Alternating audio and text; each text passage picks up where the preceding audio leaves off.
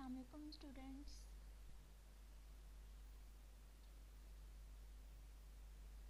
Differential equation assignment number 1। ये assignment first 10 lectures cover कर रही है आपकी,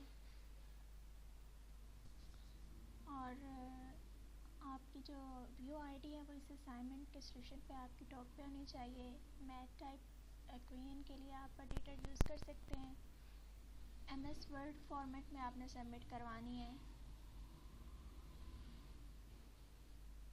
कोई और फॉर्मेट आप करवाएंगे तो वो आप 0 मार्क्स आएंगे। और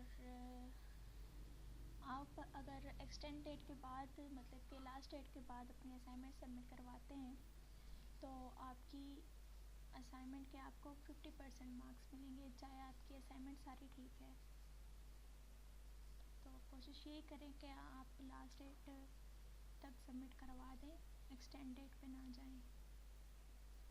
इसमें 2 क्वेश्चन है, हमने डिफरेंशियल इक्वेशन सॉल्व करनी है। मैंने सॉल्व करके यहाँ रखी हुई हैं, इसको एक्सप्लेन कर देती हूँ मैं। इस तरह से आपका आईटी टॉप पे होना चाहिए।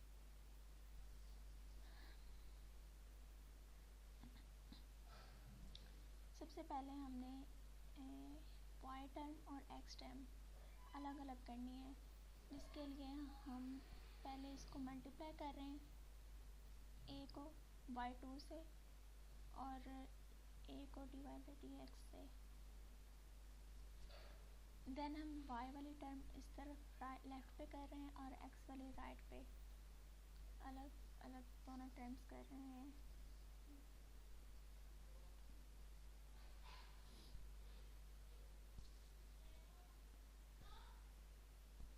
इसमें से हम dy बाई dx कॉमन ले रहे हैं, a प्लस एक्स रह जाएगा, y minus A Y square इस तरफ आ जाएगा। ये हमारे पास dy जो है इधर मल्टीप्लाई हो रहा है a प्लस एक्स के साथ, यहाँ पे इस तरफ आके ये डिवाइड पे हो जाएगा। हम इसका क्रॉस कर लेते हैं, मतलब कि dy इधर मल्टीप्लाई हो जाएगा और ये a प्लस एक्स इधर डिवाइड हो जाएगा। इसी तरह ये dx यहाँ मल्टीप्लाई और ये y minus A Y square यहाँ डिवाइड हो जाता है। तो इस तरह से हमारी आ जाएगी। फिर हम इसको इंटीग्रेट करते हैं।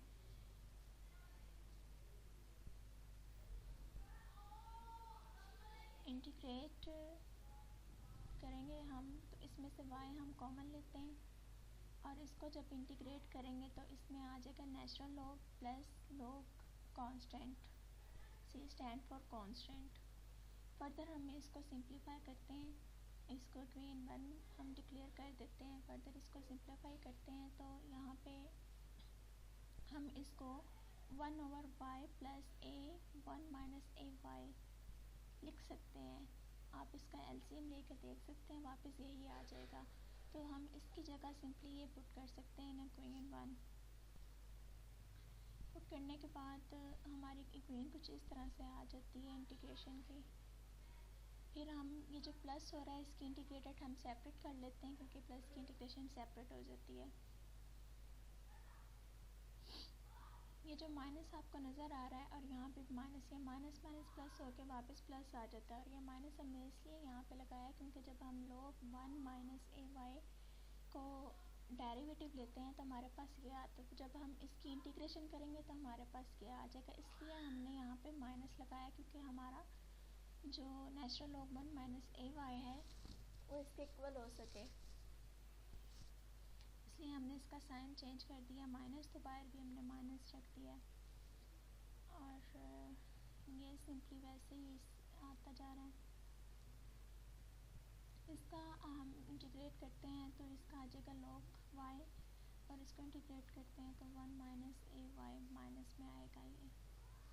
देन हम जब लॉगरिथमिक देखते हैं तो कि जब दो लॉग माइनस हो रहे होते हैं तो हम उनकी वैल्यूज़ को डिवाइड कर देते हैं, तो y और 1 माइनस ए वाई डिवाइड में आ जाता है। और जब प्लस हो रही होती हैं तो तब हम उनको मल्टीप्लाई कर देते हैं।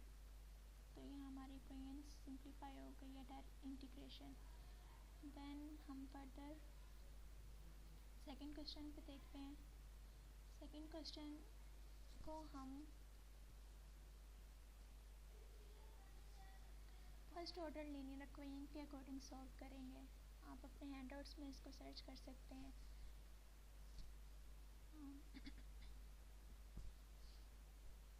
आप अगर देखें तो हमारा जो क्वेश्चन है dy by dx plus second X Y is equal to 10x, वो इस इक्वेशन पे सेटिस्फाई कर रहा है।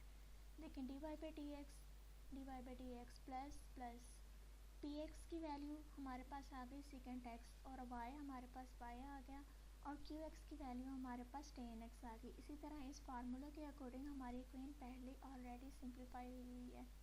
तो हमारा px सेकेंड एक्स है और qx हमारा 10x है। इसके बाद हम इस फार्मूले के अकॉर्डिंग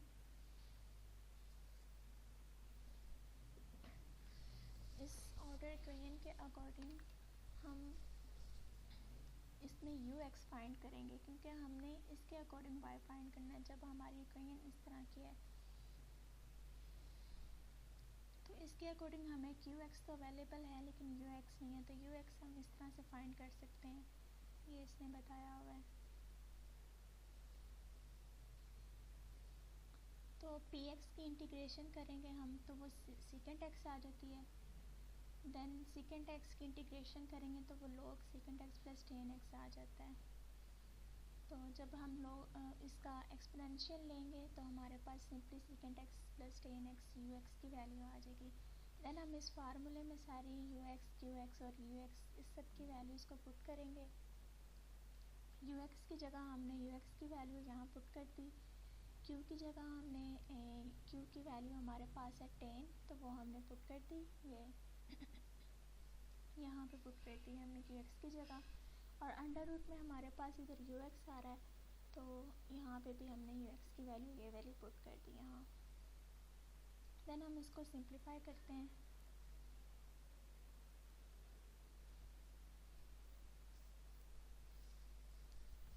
जब 10x को हम अंदर मल्टीप्लाई करेंगे तो ये second x 10x plus 10 square x हो जाएगा।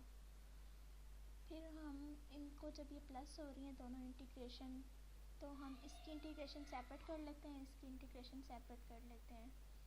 तो ये भी इधर हमने ये सेपरेट कर ली, सेकेंड एक्स 10x की इंटीग्रेशन, और इधर 10x की हमने इंटीग्रेशन 10 स्क्वायर की सारी इंटीग्रेशन हमने सेपरेट कर ली।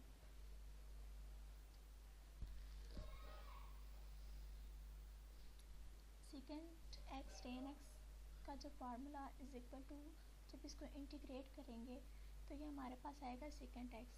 अगर आपको फार्मूले नहीं आते तो आप किसी भी वेबसाइट पर जाकर फार्मूले इंटीग्रेशन के देख सकती हैं वहाँ से।